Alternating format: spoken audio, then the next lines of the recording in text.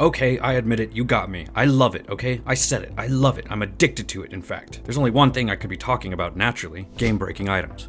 These are those D&D items that are so chaotic they're unpredictable, and they completely shift the dynamic of any Dungeons & Dragons game in ways that no one expects. Whether it's the deck of many things, the bag of holding being used in all the wrong ways, or a homebrew item that you miscalculated and now that little PC that's based off of a garden gnome is doing 40 points of fire damage a round. These items inject pure energy into a game that's really hard to replicate. That leads us to reason number one why I love them so much, is that they encourage creativity, which is a nice way of saying it injects pure fucking chaos into the mix. And when players get their hands on an item that defies expectations or breaks the boundaries of rules a little bit, their gears just start to naturally think outside of the box. And I'm sure everyone can think of a fun way that their players have used something as simple as an immovable rod. I have an idea that only you can do.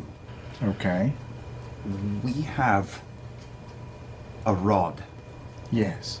How would you feel about teleporting inside of Umbrasil? So just imagine what they can do with something insane like a Ring of Wishes. And what's great is that game-breaking items challenge both players and DMs to adapt, to improvise, and embrace the unexpected, which at the end of the day, a game like D&D really is about improvising and embracing that creativity and that chaos. The second reason I love them is because they create some of the most memorable moments. The way I see it, game-breaking items are just the catalysts of some of the biggest what the fuck moments in games. I mean, just take Grog, for example, and the deck of many things. That spanned an entire one-shot and just had everybody's jaw dropping to the floor. He drew a card, and suddenly the entire campaign was completely shifted at the very end. One card, one moment, and everything that the party went through, everything that they thought they knew was just completely flipped on its head. And that's the kind of chaos that just sticks with you. And years later, players aren't going to remember the specifics of every single dungeon crawl, but they are going to remember, spoilers incoming for Critical Role Campaign 1, the time that somebody drew the void and their character's soul got snatched away.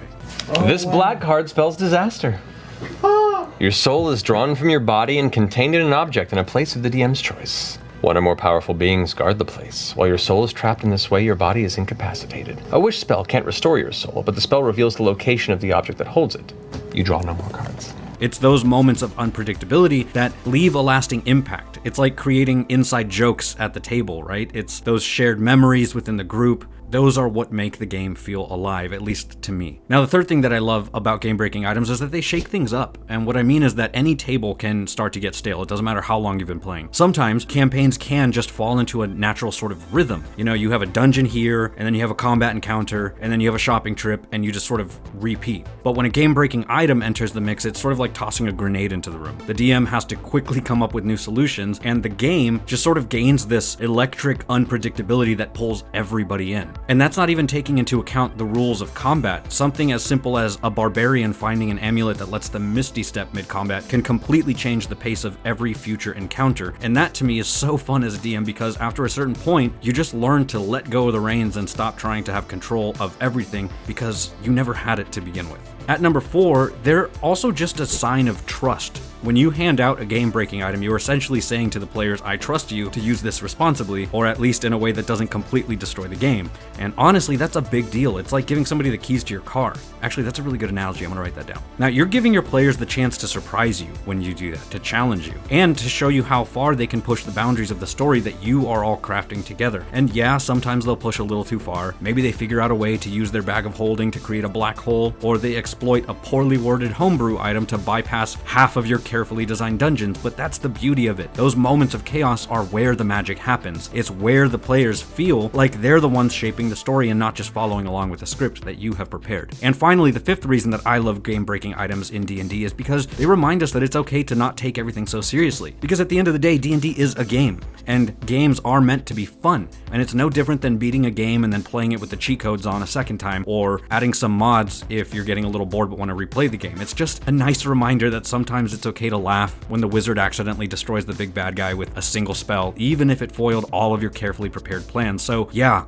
I love love game-breaking items. They're unpredictable, they're chaotic, and sometimes they're just downright unfair, but they're also a hell of a lot of fun. They keep the game fun, and I will be the first to admit that I pass out way too many of those at my table. So tell me in the comments down below, what's the best game-breaking item you've ever seen at your table? And on a side note, I just want to say a quick thank you for everybody that came out to my live stream a week or two ago. I don't even know what day it is anymore. If you were there for the Battle of Tobias, it was an absolute blast, so seriously, from all of us, thank you. And as always, thank you so much for watching. Forge on, my friends, and we'll see you next time, adventurers.